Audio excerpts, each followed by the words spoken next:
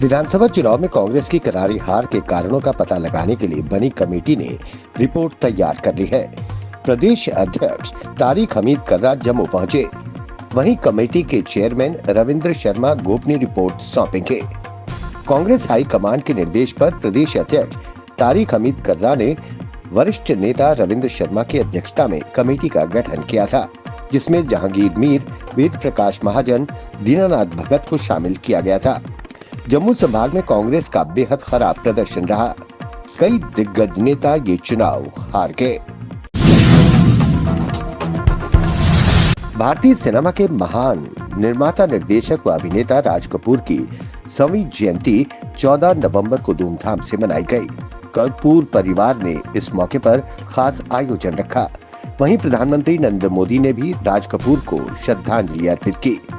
राज कपूर की 100वीं जयंती सिर्फ भारत ही नहीं बल्कि पड़ोसी मुल्क पाकिस्तान में भी खास तरह से मनाई गई। पेशावर स्थित कपूर हवेली पर प्रशंसकों ने केक काटा। राज कपूर का जन्म 14 दिसंबर 1924 को पाकिस्तान के पेशावर में हुआ था।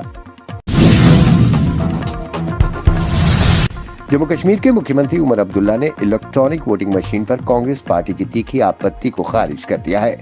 भाजपा के बचाव में उन्होंने दोहराते हुए कहा कि जब आप जीतते हैं तो आप चुनाव परिणाम को स्वीकार नहीं करते और जब आप हार जाते हैं तो ईवीएम को दोष देते हैं।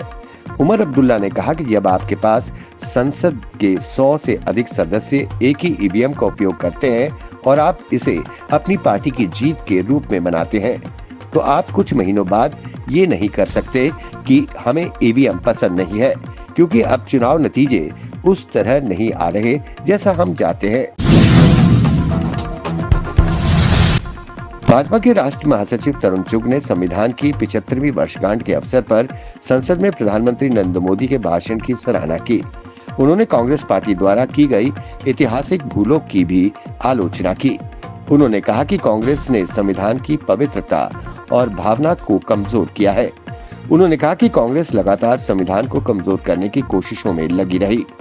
अतीत में कांग्रेस पार्टी द्वारा किए गए नुकसान पर प्रधानमंत्री का कड़ा रुख प्रशंसनीय है, खासकर 1975 में इमरजेंसी लागू करने के दौरान जब संवैधानिक प्रावधानों को निलंबित कर दिया गया था।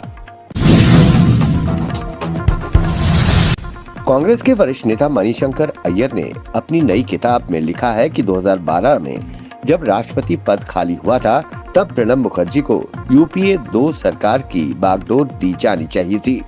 उन्होंने कहा कि तब मनमोहन सिंह को राष्ट्रपति बनाया जाना चाहिए था। मणिशंकर ने अपनी किताब में लिखा है कि अगर उस समय ऐसा किया गया होता तो यूपीए सरकार का शासन पैरालिसिस ऑफ गवर्नेंस की स्थिति में ना पहुंचता।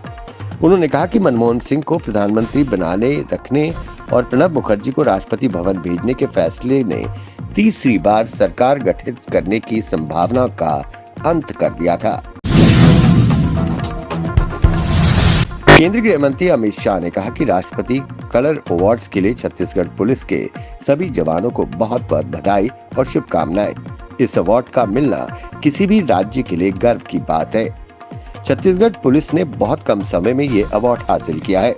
अमित शाह ने कहा कि पिछले 5 साल से नक्सलियों के खात्मे के लिए छत्तीसगढ़ पुलिस के साथ वो लगातार संपर्क में रहे हैं।